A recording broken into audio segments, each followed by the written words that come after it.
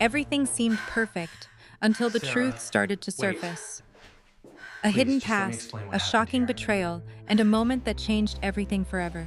The person everyone doubted? They were the one holding the final move all along, and when they finally stepped forward, nothing would ever be the same again.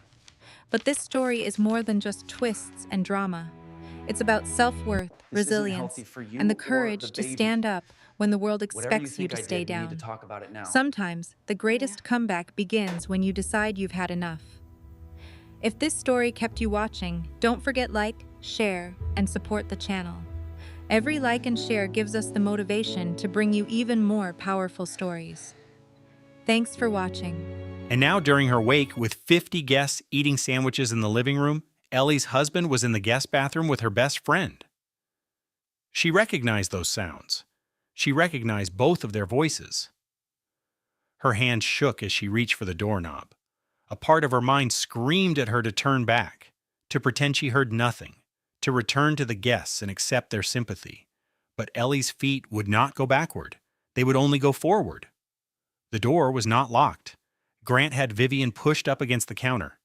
Her black funeral dress was pulled up around her hips. His wedding ring flashed in the light from the small window. It was the same ring Ellie had put on his finger 6 years ago. For 3 long seconds, no one moved. Then Ellie spoke. Her voice was flat with no emotion, as if she were reading from a shopping list. "My mother is dead," she said. "She's been dead for 3 days." Grant's face turned pale. He stumbled away from Vivian, fumbling with his clothes. He acted as if she were holding a weapon. "Ellie, calm down. You are pregnant. You need to think about the baby." The baby. As if she could ever forget about the baby. She was 7 months pregnant, her belly pulling the fabric of her black maternity dress tight. It was the same belly Grant had gently rubbed just last week while they discussed names and colors for the nursery. Vivian began to cry, with perfect tears streaming down her perfect face. "I am so sorry, Ellie," she said, her voice sounding rehearsed. "It just happened. We never meant for you to find out this way." Find out this way? As if there was a right way. As if there was a presentation planned for next week. As if there was a greeting card for an occasion like this. Something inside of Ellie simply broke. She felt herself floating up, away from her own body. From somewhere near the ceiling, she watched the pregnant woman in the black dress turn and walk back down the hall. She went back to the wake. "Get out, now." "This is a community property state," he said. "We need to discuss. Get out of my mother's house, now." Something in her voice made him take a step back. Perhaps he saw the emptiness in her eyes, the same emptiness she felt in her own chest, the place where her heart should have been. Grant grabbed his jacket from the hook by the door. He stopped before leaving. "I will have someone come for my things tomorrow. Do not make this difficult." And then he was gone. Ellie stood all alone in her mother's kitchen. The clock on the wall ticked. The refrigerator hummed. Outside, a dog barked somewhere in the distance. She took out her phone and dialed Vivian's number. It rang 3 times before her best friend picked up. "Ellie?" Vivian's voice was careful, full of guilt. "I was just about to call you. I wanted to explain." "How long?" There was a pause. "What?"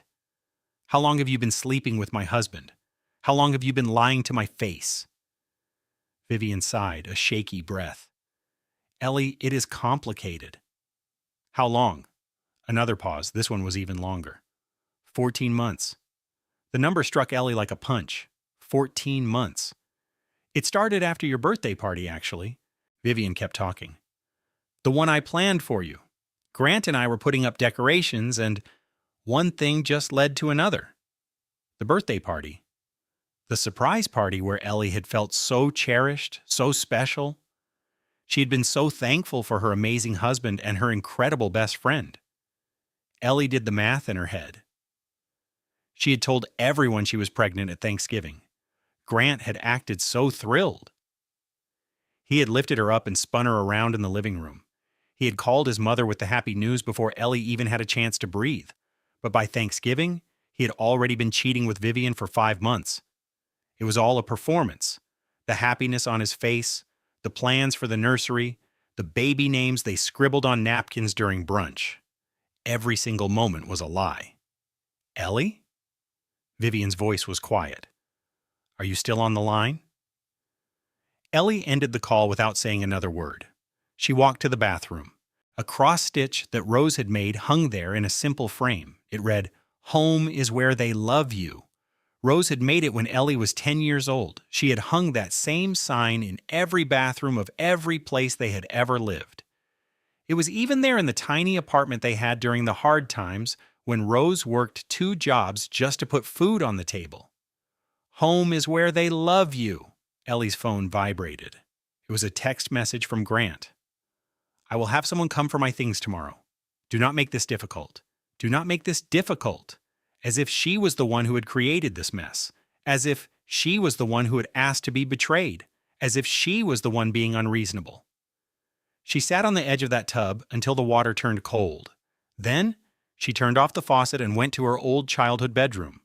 She lay down on the bed where she had slept for 1,000 nights. Even though they were broken, they still worked. They always found a way to work. Somewhere inside the house, a floorboard groaned. It was just the old home settling into its bones. But for a fleeting moment, Ellie let herself believe it was Rose's footsteps. She imagined her mother coming to check on her, just as she had done 1,000 times before. But Rose was never coming back, and the life Ellie thought she had was gone forever, too. She rested a hand on her stomach. The baby kicked, a strong and demanding little flutter. It was alive. At least she had that. At least one pure thing remained in a world that had suddenly gone so wrong. Ellie let her eyes close. She knew sleep would not come, but she closed them anyway. Tomorrow was on its way, whether she was ready for it or not. The morning light slipped through the curtains like a guest who was not welcome. Ellie had been awake for hours. She had watched the darkness soften to gray and then the gray turn to a pale gold. She listened as the birds began their morning chorus. She felt the baby start its daily sunrise aerobics. But she had not moved from the bed. To move meant to face the day. To move meant to deal with what was real. To move meant she had to accept that her entire life had been built on a lie. Her phone showed 17 missed calls. 12 were from Grant. 5 were from Vivian. She did not bother listening to the voicemails. She knew exactly what they would say. They would be full of excuses and justifications. They would be attempts to change the story so they could feel better about themselves. At 9:15, she finally pushed herself to sit up. Her pregnant body complained with every movement. Her back throbbed with a dull ache. Her feet were swollen. A headache pounded behind her eyes from a lack of sleep and water. She made her way to the kitchen and started a pot of coffee. It was decaf because of the baby. Rose's favorite mug was sitting in the dish drainer. It was a simple white mug with the words, "World's Best Mom," printed in letters that had faded over time. Ellie had given it to her for Mother's Day when she was 7 years old. She poured the coffee into that very mug. She sat down at the kitchen table. She stared into space. The doorbell rang at 10 o'clock. Through the window, she saw a man wearing the uniform of a moving company. Ellie opened the door. "Mrs. Whitmore?" the man asked, looking at a clipboard. "I'm here to pick up a few things. Your husband scheduled it." Of course he did. Grant had always been remarkably efficient. "The garage," Ellie said flatly. "His golf clubs are in the garage. That is all he is taking from this house today." The man shifted uncomfortably. "Ma'am, I have a list here. It says several boxes of clothing, some electronics, and a few pieces of furniture. Golf clubs. In the garage. That is all," she repeated. Something in her voice made the man nod without another word. He quickly got the golf clubs and was gone in less than 10 minutes. Ellie watched his truck disappear down the street. Then she went back to her now cold coffee. The house phone began to ring. It was the landline Rose had insisted on keeping even though everyone used cell phones. Ellie almost ignored it, but then she saw the name on the small screen. Theodore Ashford. It was Rose's lawyer. "Mrs. Whitmore?" Theodore's voice was professional, but gentle. "I hope I'm not disturbing you." "It is fine," she replied. "I wanted to express my condolences one more time. Your mother was a truly special woman." "Thank you," Ellie said. There was a brief silence. Theodore cleared his throat. "Mrs. Whitmore, there are some things we need to discuss about your mother's estate. Would it be possible for you to come to my office this afternoon?" Her estate? Ellie was confused. Rose had lived a very simple life. There was this small house, her 12-year-old Honda, and a small retirement fund from her job as a clinic receptionist. I did not think there was much to talk about, Ellie said. Another silence followed, this one lasting a bit longer. Mrs. Whitmore, I believe it would be much better if we could talk in person. There are some complexities. Complexities? What kind of complexities could there possibly be? I will be there at 2 o'clock, Ellie told him. She spent the next few hours walking from room to room in the quiet house. She touched the worn fabric on the sofa that Rose had always refused to get rid of. She opened the pantry, which was filled with store-brand cereal and canned goods. She ran her fingers over the chipped kitchen counter that Rose was always planning to fix but never got around to. Every object in the house told a story of living carefully. It spoke of clipping coupons and waiting for sales. It was the story of a woman who watched every single penny. At 1:30, Ellie got into Rose's old Honda and drove to Theodore's office. The car still carried the scent of her mother's perfume, a soft mix of lavender and vanilla. The smell made Ellie's chest feel tight. Theodore's office was in a modest building in the middle of town. It was not fancy, but it was respectable. Ellie had only been there one other time, many years ago, when Rose changed her will right after Ellie got married. The receptionist led her straight back to Theodore's office. He stood up to welcome her. He was a tall man, probably in his late 50s, with silver hair and kind eyes that looked out from behind thin glasses. Please have a seat, he said, pointing to a comfortable chair in front of his large desk. Can I offer you some water or tea? I am fine, thank you. Theodore sat back down. He had a thick manila folder on his desk. He placed his hands on top of it, almost like he was protecting it. Mrs. Whitmore, before we get started, I have to ask you a question. Did your mother ever talk to you about her life before she adopted you? Ellie shook her head. Not in detail. She said she had a hard childhood and that she ran away from home when she was 16. She never wanted to talk about her birth family. Theodore nodded slowly. That is what I thought would be the case. Your mother was an extremely private person. She had very good reasons. He opened the folder. Inside was a letter written in Rose's familiar handwriting. He slid it across the desk toward her. She asked me to give this to you. She wrote it last week when she knew her time was short. Ellie's hands were trembling as she reached for the letter. The handwriting was shaky. Rose had been losing control of her hands in those final days, but the words themselves were perfectly clear. My darling Eleanor, there are things I should have told you a very long time ago. I was scared. I was scared you would look at me differently. I was scared you would think I had lied to you. But I never lied, my dear. I just left some things out. When I adopted you, I was already a very wealthy woman. I built a company and sold it for more money than the two of us could spend in 100 lifetimes. I have kept this a secret for 32 years because I needed you to know that you were loved for who you are, not for what I could give you. Theodore has the full story. Please do not be angry with an old woman who only ever wanted to be your mother. All my love, forever, Rose. Ellie read the letter 3 times.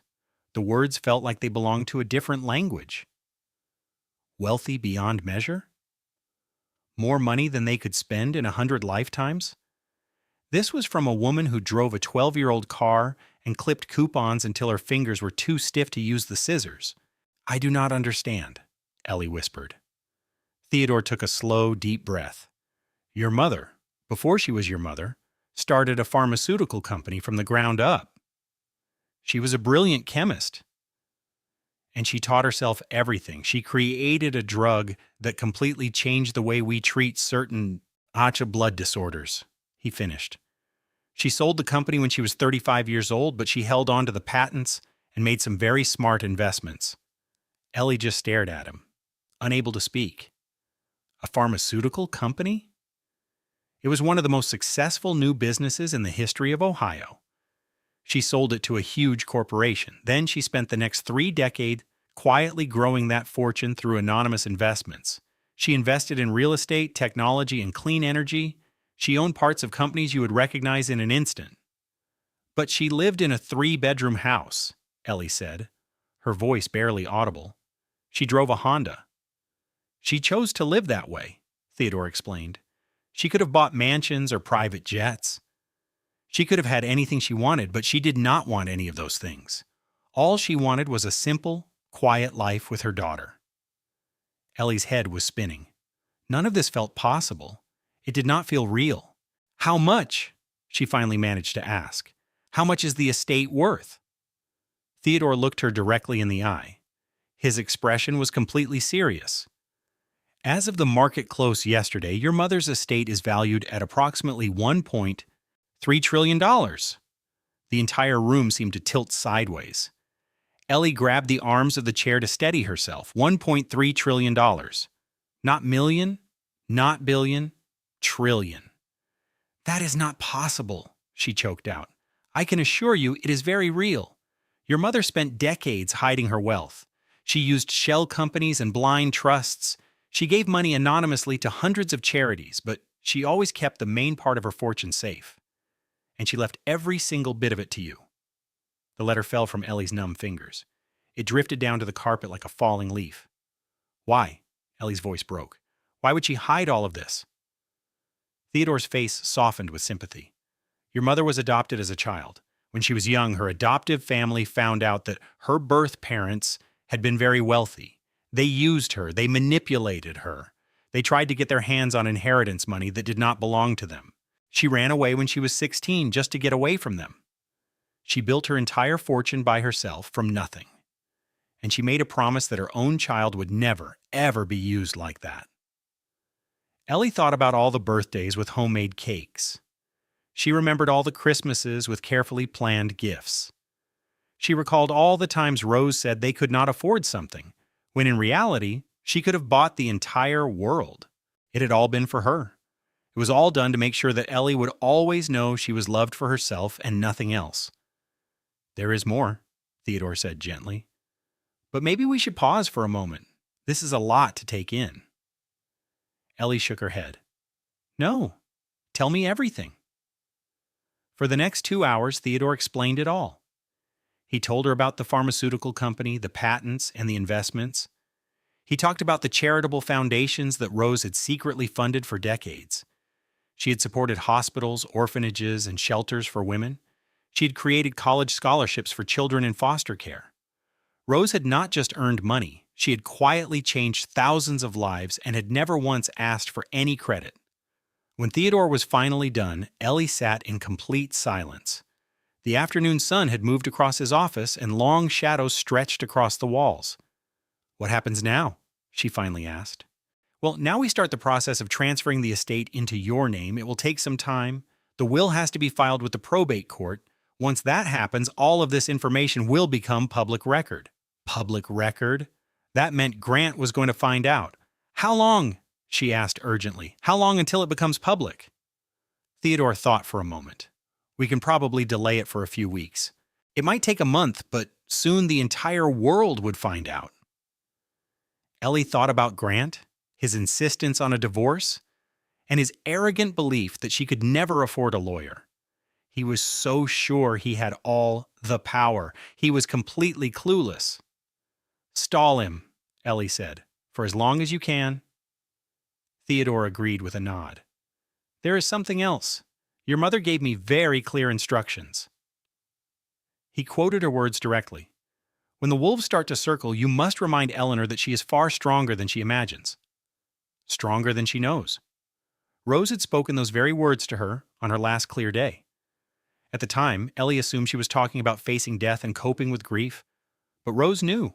She must have known Grant would leave. Maybe she did not know the specifics, but she sensed something was wrong. She had been trying to get her daughter ready. Ellie retrieved the letter from the floor. She folded it with care and placed it inside her purse. Thank you, Theodore. We have much more to go over, he said, but it can wait. You need time to process all of this. The drive home was a blur for Ellie. The engine of her old Honda sputtered as it went over a speed bump, and the air conditioning made a weak rattling sound. The radio could only pick up 3 different stations, $1.3 trillion, And here she was, driving a vehicle that was older than some of the people she used to work with. She turned into the driveway of the simple colonial house. It was the house she grew up in. It was the house where her mother, Rose, had taught her how to ride a bicycle in the yard. It was the house that held every single memory from her childhood. She walked from room to room, seeing everything in a new light.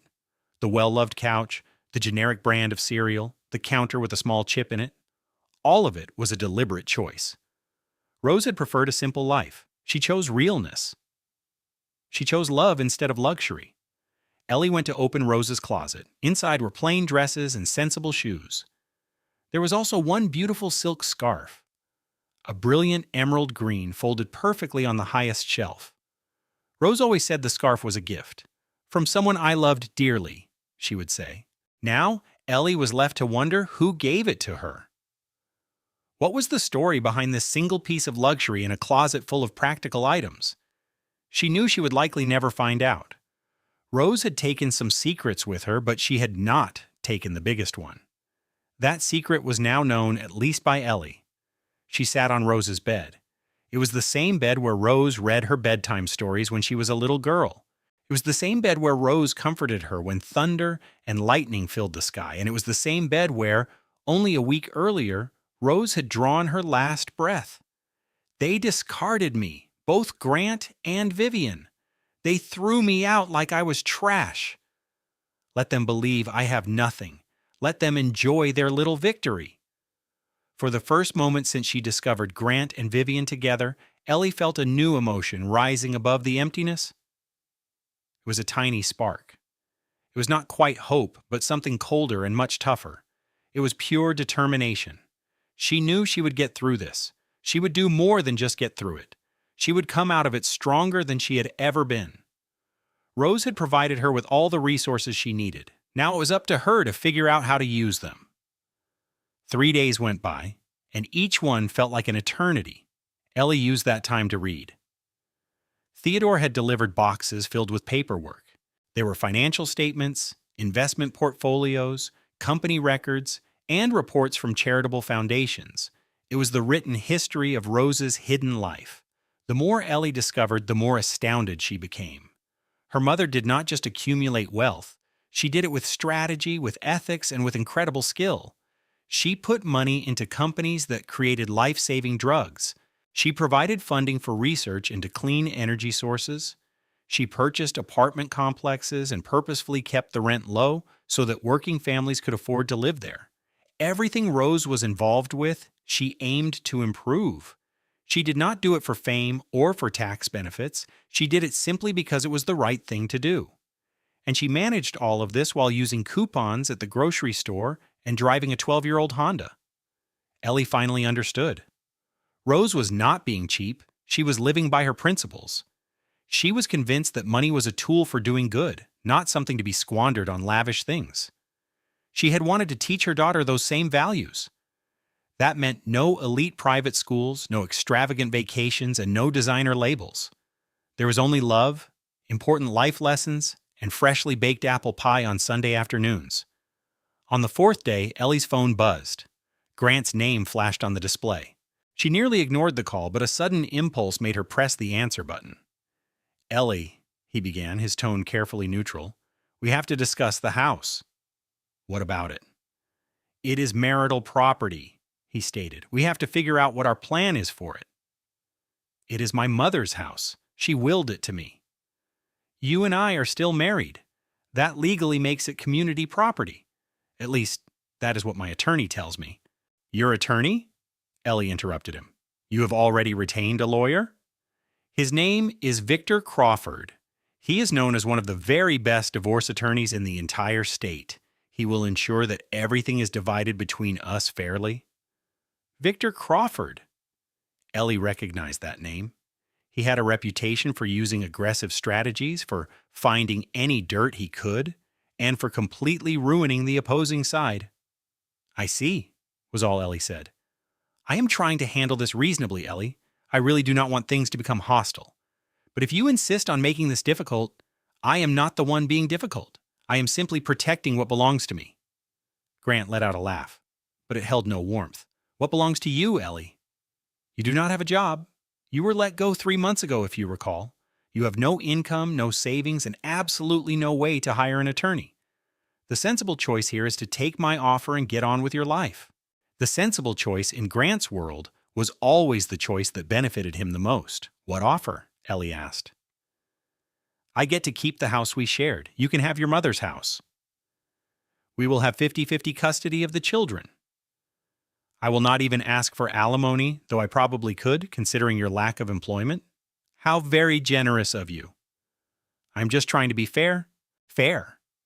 The word felt like poison in Ellie's mouth. I will need some time to think about it, she told him. Do not take too long. Victor says...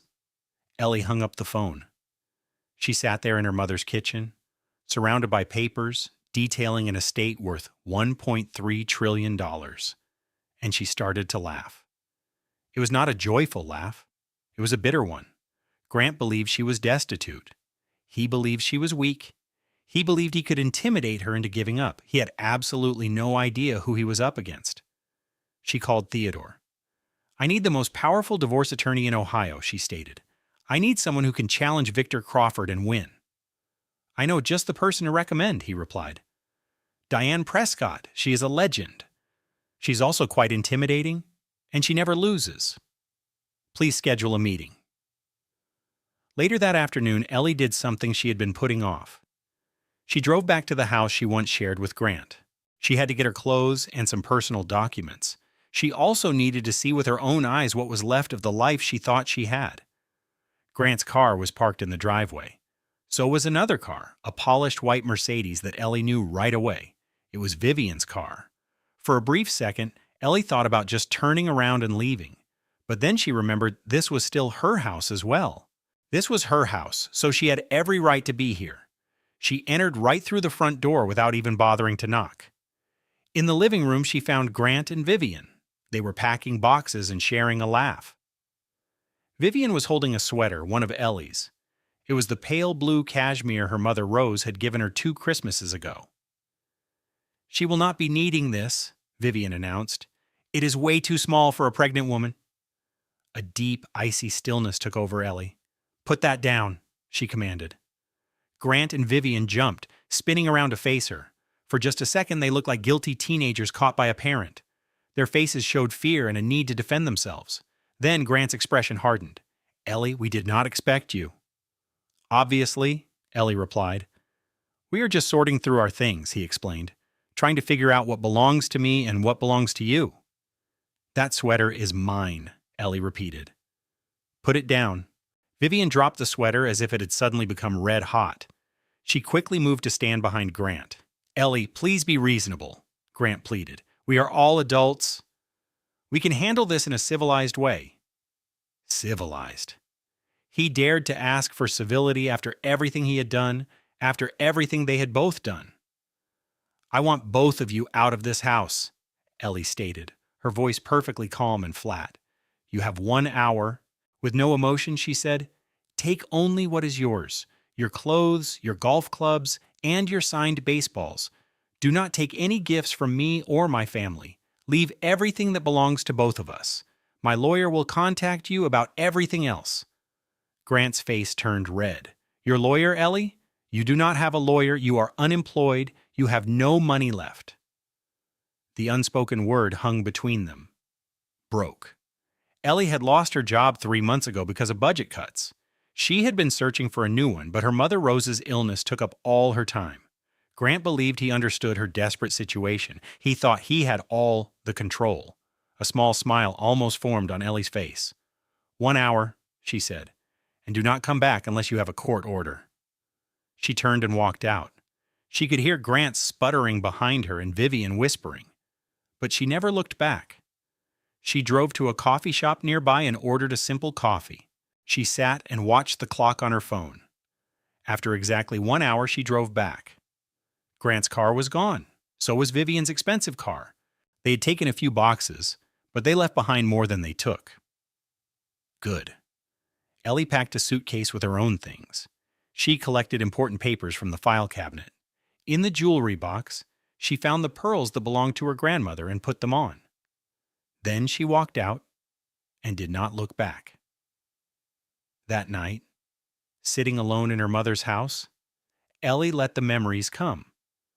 Not the fresh ones of betrayal and lies. She focused on the older memories, the ones that caused a different kind of pain. She thought about meeting Vivian in their first year of college. They were roommates in a tiny dorm room. Vivian was crying because she missed home. Ellie made her a cup of hot chocolate and told jokes until she stopped crying. After that, they were always together. 4 years of college and 10 years of friendship. They were bridesmaids in each other's weddings. Vivian had even hosted Ellie's baby shower just 1 month ago, and all that time, she was secretly with Ellie's husband. Every single memory now felt like poison. Every laugh and every hug was a lie. Every late-night talk they had about their hopes and their dreams was a fake. It was all happening while Vivian was committing the deepest betrayal. Ellie remembered her own wedding day. Vivian had helped her with her wedding dress. She remembered Vivian saying, "Grant is so lucky," but her eyes looked cold. At the time, Ellie told herself she was just imagining things. She made excuses because she wanted to believe in their friendship. She also remembered how Grant always complained about Rose. He said her mother was too involved in their life. He hated the Sunday dinners and the holiday visits. "Your mother smothers you," he told her once. "You need to be more independent." But Rose was dying. Rose was the only family Ellie had left, and Grant wanted her to push her dying mother away just so he could spend more time with Vivian. She remembered the last day her mother was truly herself. Rose had squeezed Ellie's hand with a surprising amount of strength. Her eyes were sharp and clear, even with the pain medicine.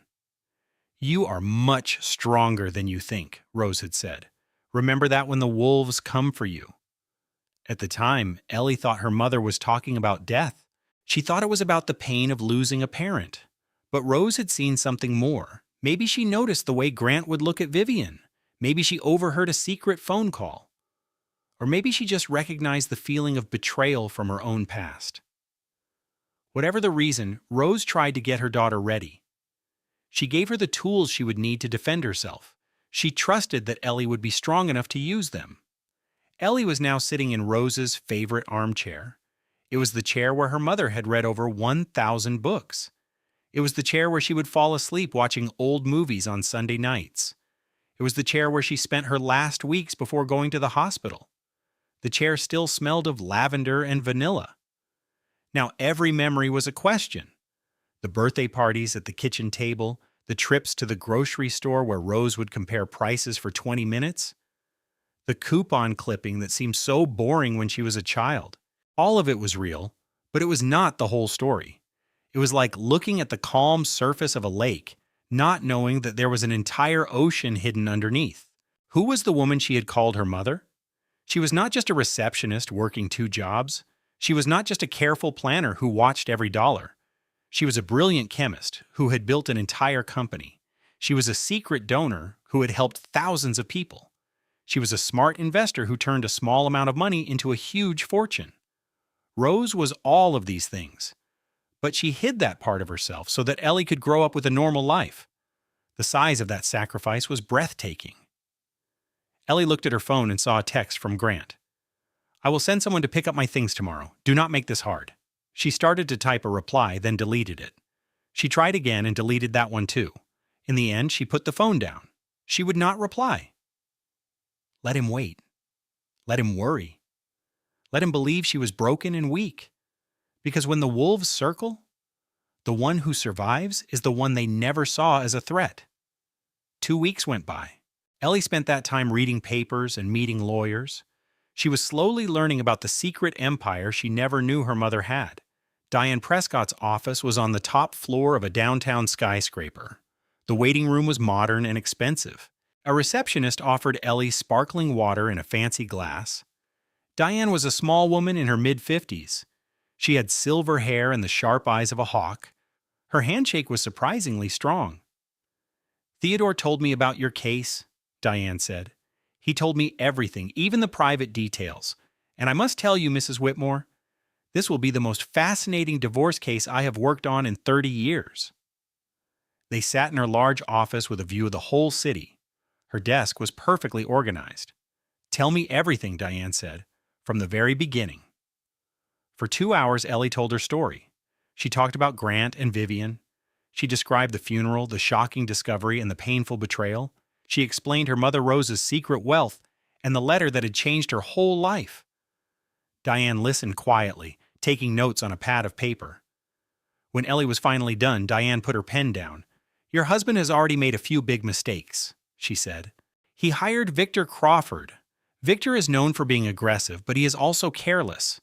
He wins by scaring people, not by being prepared. He expects his opponents to just give up.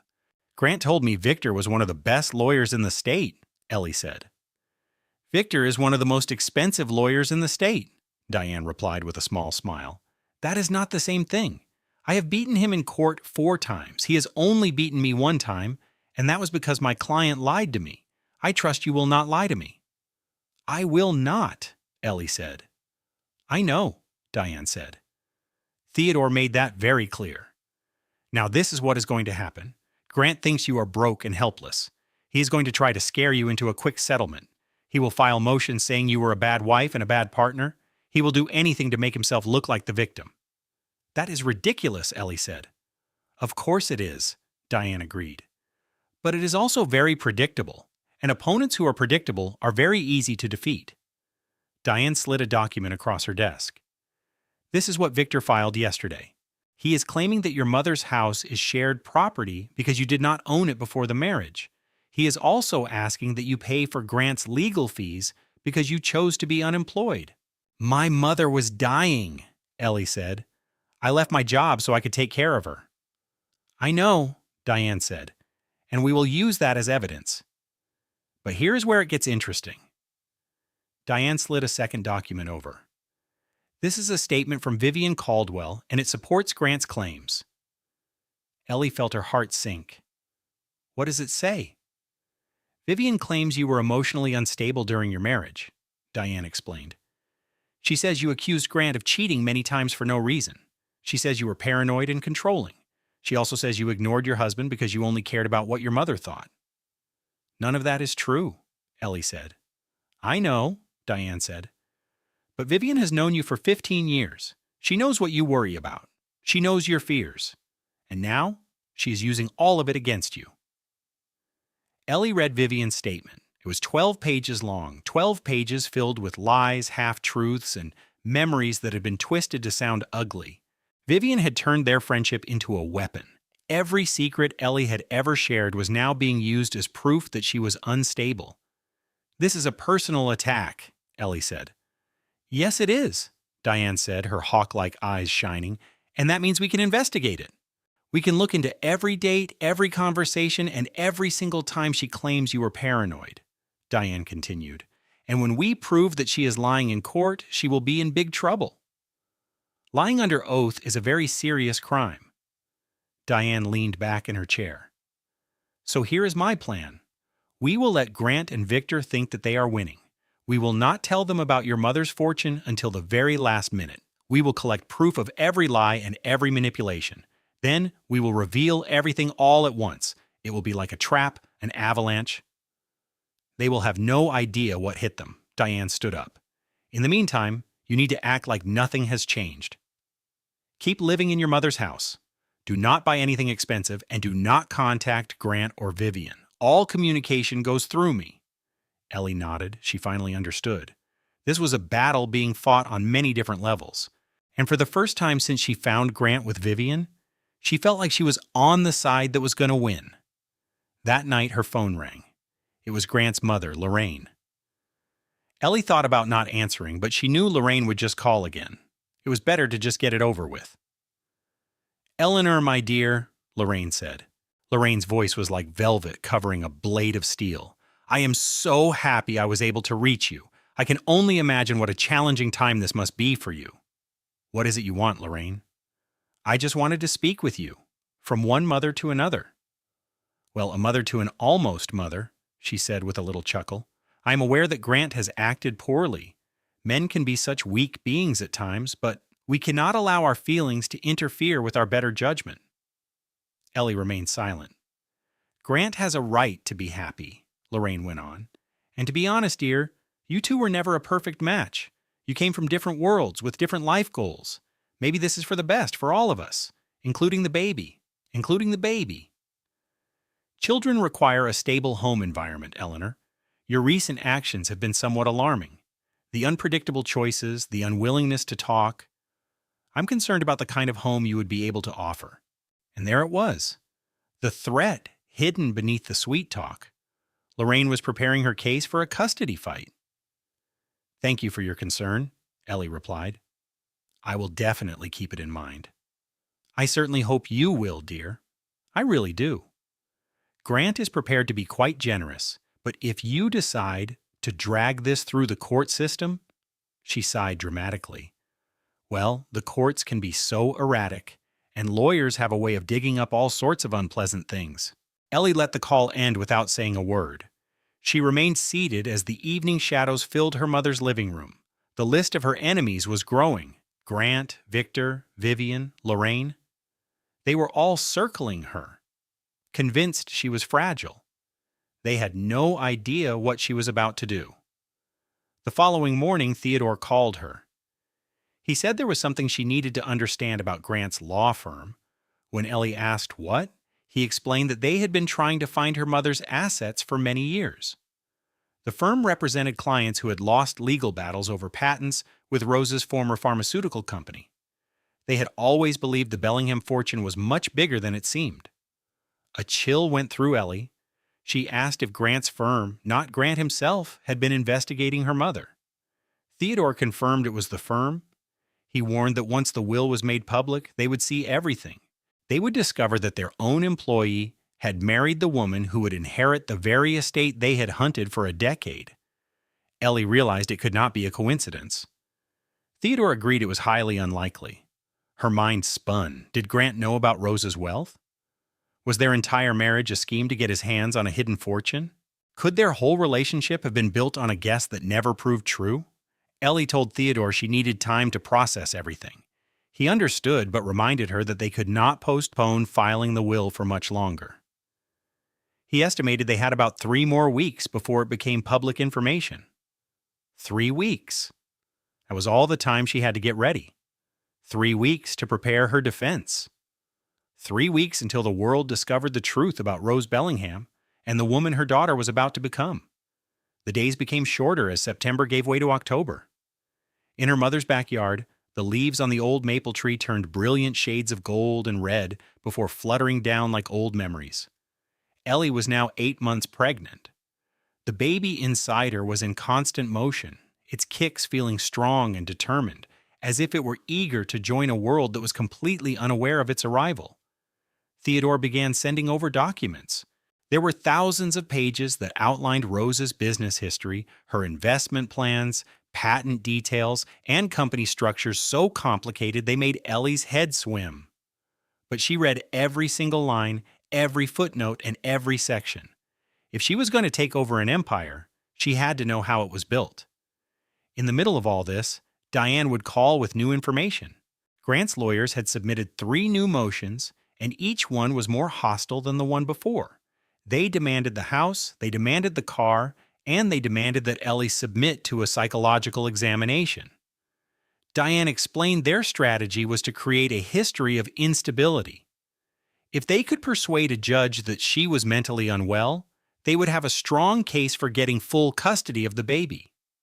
It was all based on the lies Vivian was telling, lies they were passing off as testimony from Ellie's supposed best friend.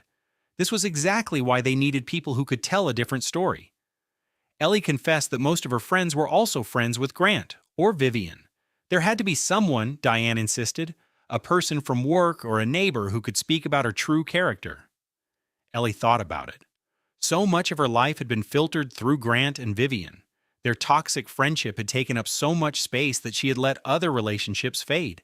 But then she remembered one person, Charlotte Henderson. They had been colleagues at the nonprofit agency before Ellie lost her job. Everyone called her Charlie, and she was known for being brutally honest. Ellie told Diane she might know someone, and she called Charlie that afternoon. Charlie's voice sounded warm and a little shocked to hear from her. She said she'd been meaning to call, that she had heard about Ellie's mother and was so sorry. Ellie thanked her And then Charlie mentioned she had also heard about Grant and Vivian. Her tone instantly turned cold. She called Vivian a venomous snake in designer shoes, saying she always had been. When Ellie asked why she never said anything, Charlie asked if she would have listened. After a moment, Ellie admitted she probably would not have. Charlie explained that was the problem with snakes. They are experts at looking like beautiful silk scarves right until they are squeezing the life out of you. With a sigh, Charlie asked what she could do, guessing it was not a friendly call just to catch up. Ellie told her about the situation. She left out the part about the inheritance, but gave Charlie enough details to grasp how serious it was. Charlie listened, then repeated the facts to make sure she understood. Grant had cheated on her with her best friend at her own mother's funeral while she was 7 months pregnant. And now he was trying to make her look like she was the unstable one. When Ellie confirmed that was the short version, Charlie's response was immediate and fierce. She said she would absolutely testify for her. She would do it in a courtroom, on television, or even write it in the sky. She'd seen Ellie at work every single day for 3 years, and she was the most steady, capable person there. She called Ellie the most reliable person in that entire office and said anyone who claimed otherwise was a bold-faced liar. For the first time in what felt like forever, Ellie felt her eyes well up with tears. But they were not tears of sorrow, they were tears of pure gratitude. She thanked Charlie, who simply told her not to say thanks, but to win. A few days later, Charlie showed up at the house. She came bearing bags of groceries, supplies for the baby, and her unique brand of straightforward honesty that could cut through any nonsense. They sat together in Rose's kitchen, drinking decaffeinated coffee. As Charlie looked around the simple home, she remarked that this was where Ellie grew up, that it was a nice, cozy place. Charlie noted that her mom kept things very simple. Ellie almost laughed at the massive understatement. She just said her mother believed in living below her means and was practical like that. Charlie said she wished she could have met her, that she sounded like an amazing woman. Ellie simply replied that she was. Charlie said that woman was supposed to be like a sister to you, and instead she stabbed you in the back with a smile on her face. Ellie quietly said they had been together for 14 months before she knew. Charlie was stunned. 14 months of deception, 14 months of lies. Every time Vivian hugged her, asked about her marriage, or offered advice, it was all a performance. Charlie shook her head in disbelief, saying it takes a truly wicked person to do something like that. Ellie had often had the exact same thought late at night, when sleep would not come and the painful memories played over and over in her head.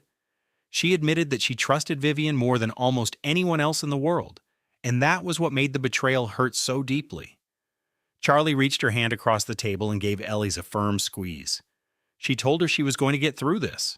She promised her she would emerge from this stronger than she ever was before, and that Grant and Vivian would come to regret everything they ever did to her. Ellie wanted so badly to believe it. She desperately needed to think that there was some light waiting for her at the end of this dark journey. But in that moment, all she could see was blackness. Later that night, she got the newest legal documents from Grant's team. This was worse than anything she had seen yet. Victor Crawford had hired a private investigator who had dug into every corner of Ellie's life. They had her college transcripts, her work history, and even her medical files from a short time she spent in therapy when she was 22, after a family friend passed away. They were using her counseling for grief as proof of mental instability. They were also alleging a history of unpredictable behavior. They pointed to one specific event from 6 years earlier when she called the police thinking someone was trying to break into her apartment. The police came and found no one. Now Grant's lawyers were calling it a hallucination. Ellie remembered that night perfectly. She had heard strange sounds and Grant was away on a business trip. She had been scared and alone, so she did what any sensible person would do. But now, it was being twisted into evidence that she was insane. And there was still more. Vivian had submitted more statements, filled with more lies, more distorted versions of the past, and more poison. Ellie sat in her mother's old armchair and read every single word. The attack on her character was methodical and professional. It was designed to paint her as a mother unfit to have custody of her own child. They wanted to take her baby. The single thought cut through the fog of her sadness and sense of betrayal, giving her a cold, sharp focus. They could try to take her house. They could try to take her money. They could ruin her name and drag her reputation through the mud. But she would not let them take her child. She immediately called Diane. She told her she had read the new filing. Diane said she was just about to call, telling her that while it looked bad, it was also a sign of desperation. Victor was just throwing everything he could think of at the problem, hoping something would work. Ellie pointed out they were using her grief counseling against her. Diane confirmed that this was privileged information that they had gotten illegally, and they could file a motion to have it thrown out. Diane's voice was calm and full of confidence. She explained that they had made a critical error by being too aggressive. They were not thinking straight because they believed Ellie had no resources to fight back. Exactly, Diane said. And when we show them what you actually have, their whole case will completely collapse. There was a brief silence. Then Diane said she needed to ask Ellie a serious question, and she needed a completely honest answer. When Ellie told her to go ahead, Diane asked if there was anything at all in her past they could use against her. She said she needed to know right now so they could be ready. Ellie thought hard about it. She searched her memory for every mistake she had ever made, every embarrassing thing she had ever done, and every secret she had ever kept. Finally, she answered no. She told Diane she had lived a very boring life, and that the most adventurous thing she had ever done was marry Grant, and they both knew how that ended. For the first time, Ellie heard Diane let out a genuine laugh. "Good," Diane said. "Then we will move forward as we planned. Let them build their entire case on lies and evidence they should not even have. When the truth finally comes out, they will have no idea what hit them." After hanging up, Ellie sat by herself in the darkening house. She was 8 months pregnant, and everyone she had ever trusted was either gone or had turned against her. It felt like the whole world was against her. She spoke softly to her baby. "I do not know how to do this," she whispered. "I do not know how to fight all of them. Your grandmother would have known. She always knew what to do." As if it were answering her, the baby gave a powerful kick. And then, despite everything, Ellie began to cry. It was a deep, soul-shaking cry that seemed to empty her completely, leaving nothing behind. She cried for Rose, for the mother she missed so much, and for the secrets her mother had taken with her. She wept for her marriage, and for the love she once believed was true. She wept for the future she had imagined they would build together. She cried for Vivian, for a friendship that was nothing but a deception, and for the sister she thought she had. She wept for herself, for the person she used to be, and for an innocence she could never reclaim. When the tears finally ceased, she felt completely drained, a hollowed-out version of herself, sitting by herself in the darkness of the house. But an empty shell can be filled with something new. That emptiness could make room for something much stronger. At 3 o'clock in the morning, during the darkest part of the night, Ellie walked into the kitchen. She took out ingredients she knew by heart: flour, sugar, butter, and apples. She began to make her mother's apple pie. It was the same pie Rose had taught her to make when she was just 8 years old. It was the same recipe Rose had followed every single Sunday for as long as Ellie could remember. She cored the apples, rolled out the dough, and crimped the edges of the crust, just as Rose had shown her 1,000 times before. The warm scent of cinnamon, sugar, and baked fruit soon filled the kitchen. It was the smell of home. It was the smell of love. It was the smell of everything Rose had ever given her. For just a brief moment there in the darkness of her kitchen, everything felt all right. Ellie could feel Rose's presence right there with her. It was almost like she could hear her mother's voice saying, "You are so much stronger than you think." The oven timer buzzed, signaling the pie was ready. Ellie carefully took it out and placed it on the counter to cool down. She did not have a single bite. She did not need one. Just the act of baking it had been enough for her. The next morning arrived, and Ellie woke up with puffy eyes but a clear mind. She had made a decision. She picked up the phone and called Theodore. "I need to learn everything," she told him. "The companies, the investments, all of the foundations. I want to understand everything my mother created. Teach me how it all operates." Theodore was quiet for a moment. That is a massive undertaking, he finally said. We are discussing one of the most intricate financial empires in the entire country. Then we should probably get started, Ellie replied. For the following 2 weeks, Ellie became a dedicated student once more. Theodore arranged for a team of experts to help her. Tutors, financial advisors, and business consultants came to teach her. Every single one signed a strict non-disclosure agreement, swearing to keep their student's identity a complete secret. She learned all about shell companies and complex holding structures. She studied patent portfolios and licensing deals. She came to understand the delicate balance of public and private investments that her mother had skillfully managed for decades. The sheer size of it all was breathtaking. Rose had owned significant shares in pharmaceutical companies that made medicines used by millions. She had put money into tech startups long before they became famous brands. She had purchased property in cities that later saw incredible booms in value. It seemed like everything she touched turned into gold. But this was not about luck. It was the result of intense research, endless patience, and a brilliant mind that worked with incredible discipline for decades. And now every single bit of it belonged to Ellie. Your mother left behind very clear instructions for her charitable foundations, Theodore explained one afternoon. She wanted them to continue running just as they always have. Donations would remain anonymous, with no press releases and no public credit, he added. She truly did not want anyone to know. She was a firm believer that real generosity had to be anonymous. She felt that charity done for attention is not really charity. Theodore smiled warmly. She was quite a woman. Ellie replied, I'm beginning to see just how remarkable she truly was. Inside one of the folders, which was for the largest charitable foundation, Ellie found a handwritten note from Rose. The foundation was the one that provided scholarships for children in foster care. The note read, I spent my whole life building this, but it was always for you. My goal was not to make you wealthy, but to make you free. Free. That was the one thing Rose had wanted for her daughter. It was not about having money for the sake of being rich. It was about the freedom that money could buy, the freedom to decide her own life path, the freedom to leave anyone who ever treated her poorly, the freedom to never have to rely on a man like Grant. Ellie must have read that short note 100 times. With each reading, its meaning became a little clearer. Her friend Charlie came to visit every few days, making herself Ellie's unofficial emotional support. I happened to see Vivian's Instagram, Charlie announced one afternoon. She and Grant were at some ridiculously expensive restaurant. They posted photos of themselves acting so in love and blissfully happy. I don't want to know, Ellie said. You are right. You do not need to see it, Charlie agreed.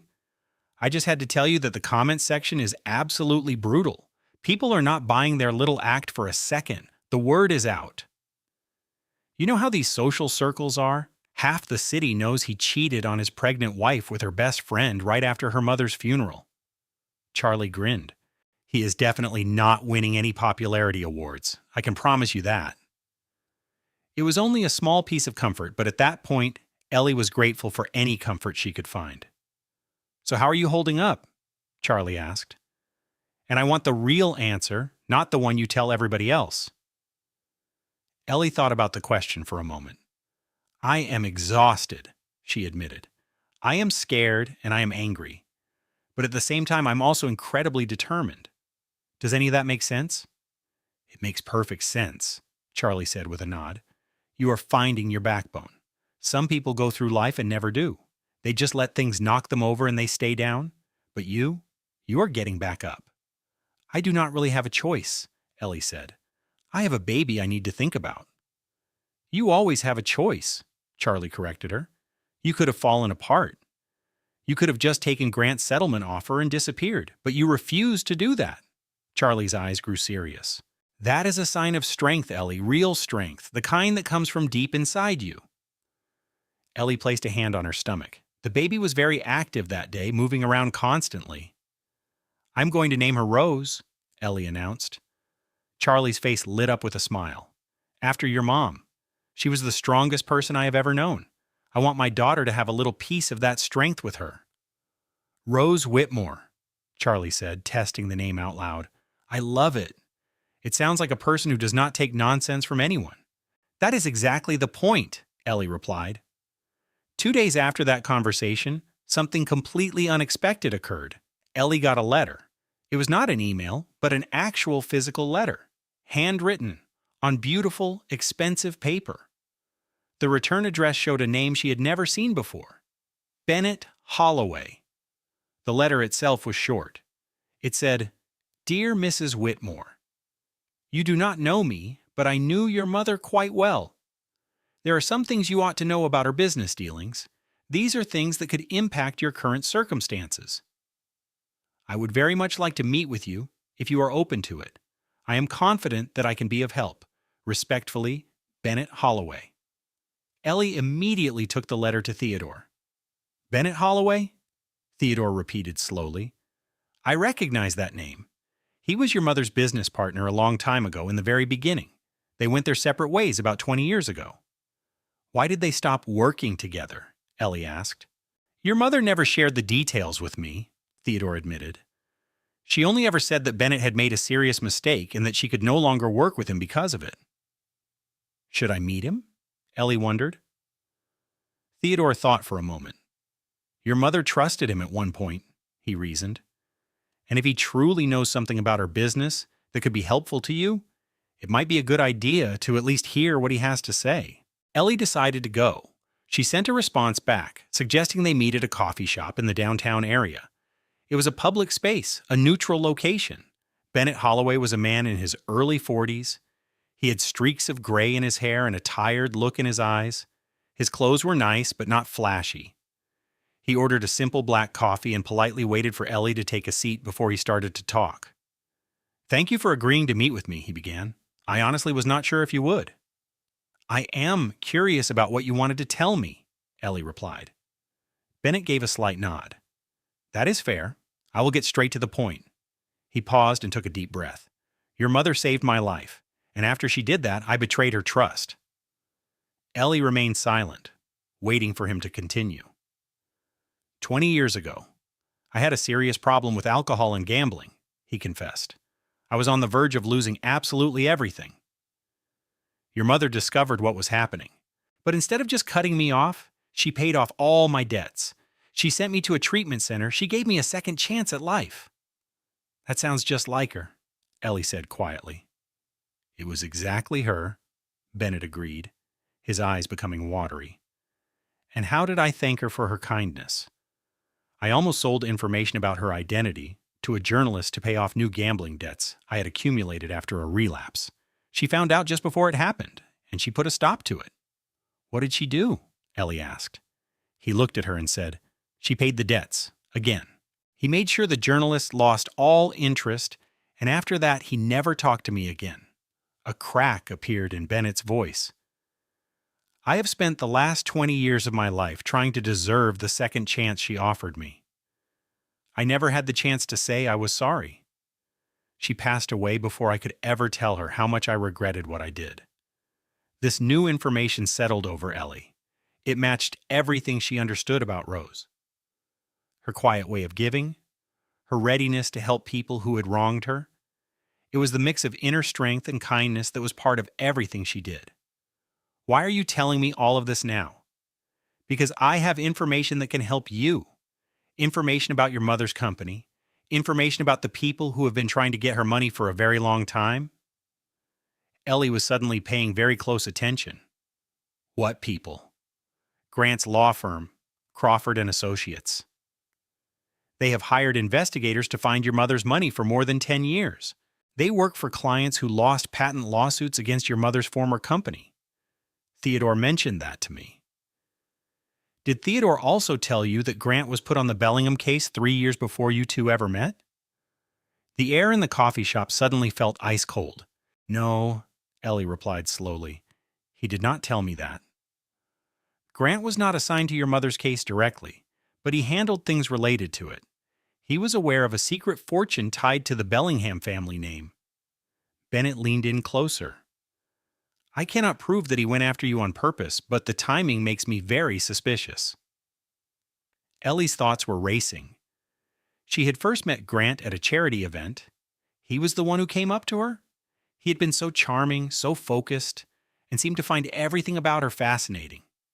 That included her family, and it included her mother. "Why are you choosing to help me?" Ellie asked. "Because I owe your mother a debt that I can never truly pay back, and because helping you is the only way I can even begin to try." Bennett looked directly into her eyes. "I have paperwork, files, and things your mother gave me before my betrayal. If you would like them, they are yours." "What kind of files?" "Proof of how your mother's rivals attempted to ruin her business. Names, dates, and their connections." He took a short breath. "Including the connections that lead to Crawford and Associates." Ellie knew what he meant. Bennett was giving her the weapons she needed. "Send everything you have to my lawyer." "Her name is Diane Prescott," she said. "I am familiar with Diane. Your mother suggested her to me many years ago." A small smile almost appeared on Bennett's face. Rose always had a knack for finding the very best people. They said their goodbyes at the door of the coffee shop. Bennett seemed like he had more to say, but in the end he simply gave a nod and turned to leave. Ellie remained on the sidewalk for a long while. The autumn air was chilly, and leaves danced around her ankles. Rose had offered Bennett forgiveness, even after what he did. She had given him another opportunity, but then she never spoke a word to him again. Forgiving someone is not the same as forgetting. Rose understood that perfectly. She had kept herself safe while still showing him kindness. She had not allowed another person's failings to dictate her own actions. It was a lesson that Ellie desperately needed to learn. She could not forgive Grant, not right now. Maybe she never would. But she could make sure his betrayal did not shape the person she was becoming. That was her decision. That was her strength, and nobody could ever take that away from her. The contractions began at 3 in the morning, a full 3 weeks ahead of schedule. Ellie had been dreaming of Rose. They were in the old kitchen making pies side by side. Rose was teaching her the perfect way to fold the crust, and then a sharp pain tore through Ellie's stomach. She woke up struggling to breathe. Another contraction came, powerful and very real. It was too soon. The baby was arriving far too soon. Ellie reached for her phone with trembling hands. She dialed Charlie. "I am in labor," she managed to say when Charlie picked up. "It is not time yet. The baby is coming. I am on my way. Stay right where you are." Charlie was there in 15 minutes. She helped Ellie get into the car and sped to the hospital. All the while, Ellie held on to the door handle, trying to breathe through the waves of pain. The emergency room was painfully bright and cold, with the sharp smell of disinfectant in the air. A team of nurses took charge immediately. They placed Ellie into a wheelchair and started asking questions she could hardly process. "Who is your emergency contact?" one of them asked. "Charlie Henderson," Ellie replied. "She is right here. She drove me." Not Grant, not Vivian, not a single person from the life she once had. Only Charlie, the one person who was there when it truly counted. They rolled her into a delivery room. Dr. Foley came in looking calm and capable, even at such an early hour. "The baby is early, but not dangerously so," Dr. Foley explained. "At 37 weeks, she will be just fine. She... Dr. Foley smiled warmly. "Your daughter, she is very excited to meet you. The labor was incredibly difficult." It was 12 hours of pain, exhaustion, and constant worry. Charlie never left her side. She held Ellie's hand, gently wiped her forehead, and whispered words of encouragement. Ellie could not make out the words, but she was grateful for them anyway. At 3:15 in the afternoon, everything changed for the worse. "The cord is wrapped," Dr. Foley said, her voice suddenly tense. "We need to act immediately." The room erupted in a flurry of motion. People were running. Machines started beeping loudly, and voices were shouting commands that Ellie could not comprehend. And then there was a dreadful silence. For 6 minutes, that felt like 6 long years, there was no sound of a baby crying. Ellie could not see what was going on, could not move. She could only lie there and pray to a God she was not even sure she believed in. And then she heard it. A cry, small and angry, but absolutely perfect. "There she is," Dr. Foley announced. "There is your little girl." They gently placed the baby on Ellie's chest. So tiny, so red and so unbelievably beautiful. Rose Margaret Whitmore took her first breath, and in that moment, Ellie's entire world was transformed. Hours later, Ellie was resting in a hospital bed. Her daughter was asleep in her arms. Charlie had left to find them some food. The room was calm and filled with peace. And that is when Grant appeared. He was holding a bouquet of flowers. Yellow roses, Ellie noted with a dark sense of humor. He did not even know that her mother had always hated yellow roses. "Ellie," he began, his face a mask of worry. "I heard what happened with the baby. My mother called me. I got here as quickly as I could." "How thoughtful of you." Grant stepped closer to the bed. He glanced down at the baby, and for a second, something changed in his eyes. Was it recognition? Or perhaps calculation? "She is gorgeous," he said. "She has your looks. She looks like herself." Grant took a seat in the chair beside her bed, still clutching the flowers. He seemed to notice them for the first time and placed them clumsily on the bedside table. "I've been doing a lot of thinking," he said. "About the two of us. About everything that happened. Have you now?" "I made a mistake, Ellie. A horrible one. What happened with Vivian and me? It was just—" He waved his hand as if to dismiss it. "It was meaningless. I was confused. Your mother was passing away. You were so consumed with her. And I started to feel forgotten." But that is not an excuse. Ellie just listened. She did not say a word. She had learned a valuable lesson in the last few months. Sometimes silence is the most powerful response. "I want to be a father to our daughter," Grant went on. "I want us to be a family. We can get past this. Couples do it all the time. Cheating does not have to mean it is the end." The baby moved gently in Ellie's arms. She shifted her embrace, but still, she remained silent. A hint of annoyance broke through Grant's carefully constructed expression. "I'm trying to fix things here, Ellie. The very least you can do is talk to me." It was then that Ellie finally spoke. Her voice was soft, but steady. "You want to fix things?" "Yes." "You want to be a family?" "Yes." "You abandoned me at my own mother's funeral while I was pregnant. You allowed your mistress to insult me in my own house. You hired a lawyer to make me seem like I was crazy. You are attempting to take my home, my car, and even my child away from me." Grant's expression hardened. "Those are legal issues. They are completely separate from our personal life. We do not have a relationship, Grant. We have not had one for a very long time. It is possible we never did." "You do not really believe that?" "I do," Ellie said, meeting his gaze. "You will be allowed supervised visits.